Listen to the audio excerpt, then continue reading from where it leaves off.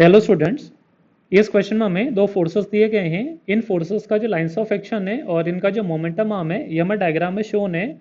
और हमें इस क्वेश्चन में इमेजिन करना है कि ये जो दोनों फोर्सेस हैं ये हमारे किसी रिजिड बॉडी पर एक्ट कर रहे हैं। और रिजिड बॉडी की अगर बात करें ये पॉइंट ओ से हमारा हिंज्ड है। यहाँ पर ये जितने भी वेक्टर्स डायग्राम में हमें शोन है ये सारे के सारे हमारे इस फिगर के प्लेन में हैं।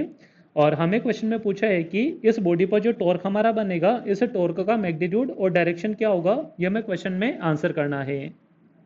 यहाँ पर सबसे पहले बॉडी के लिए टॉर्क का फॉर्मूला हम लिख लेते हैं। टॉर्क का फॉर्मूला हमारा बनता है tau vector is equal to R vector cross F vector. यहाँ पर अगर एफ वेक्टर की बात करें तो हमारा फोर्स को रिप्रेजेंट कर रहा है, और आर वेक्टर की बात करें तो हमारा एक्सिस के वर्ड फोर्स के पोजीशन को रिप्रेजेंट कर रहा है। अगर इसे टॉर्क का मैग्नीट्यूड हम लिखना चाहें तो हमारा बन जाएगा tau is equal to R F sine theta. यहाँ पर थीटा हमारा आर और एफ के बीच में एंगल होगा। इस फॉर्मूले का यूज करके अगर बॉडी पर टॉर्क हम लिखें तो पहले यहाँ पर टॉर्क हम F1 का लिख लेते हैं। F1 के लिए पोजीशन हमारा R1 है, फोर्स का मैग्नीट्यूड हमारा F1 है, और R1 और F1 के बीच में एंगल हमारा थीटा 1 है, तो साइन थीटा 1 बन जाएगा। इस टॉर्क का डायरेक्शन हमारा R क्रॉस F की डायरेक्शन में होगा। तो अगर मैं राइट हैंड के फिंगर्स को R1 से F1 की डायरेक्शन में कर्ल करूं तो थंब का डायरेक्शन हमारा आउटवर्ड्स बनेगा, तो इस टॉर्क का डायरेक्शन भी हमारा आउटवर्ड्स बनेगा। F2 के टॉर्क की बात करें तो पोजीशन वेक्टर हमारा R2 है, फोर्स की बात करें हमारा F2 है, और R2 और F2 के बीच में एंगल हमारा थीटा 2 है, तो साइन थीटा 2 बन जाएगा। और सिमिलरली यहाँ पर अगर हम डायरेक्शन चेक करें तो यहाँ पर डायरेक्शन हमारा इनवर्ड्स बनेगा, इनटू द प्लेन बनेगा।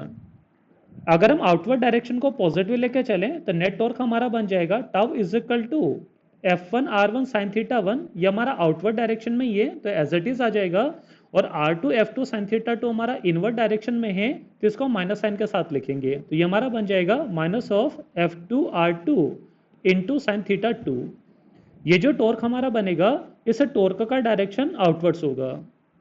अगर हम आउटवर्ड की जगह इनवर्ड डायरेक्शन को पॉजिटिव लेके चले तो टॉर्क हमारा बनेगा जो R2 F2 साइन थीटा 2 है, ये हमारा पहले से इनवर्ड डायरेक्शन में है तो हमारा एज इट इज आ जाएगा।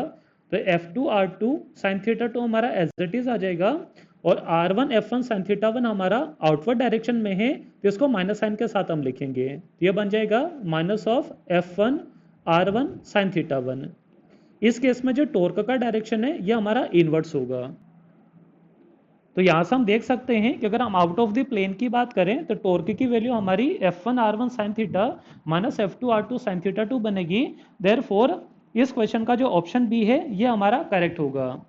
लेकिन अगर हम इनटू द प्लेन की बात करें तो टॉर्क का वैल्यू हमारा F2 R2 sine theta 2 minus F1 R1 sine theta 1 बनेगा। देयरफॉर यहाँ पर जो ऑप्शन सी है ये भी हमारा करेक्ट होगा। Hope you understand the solution. Thank you.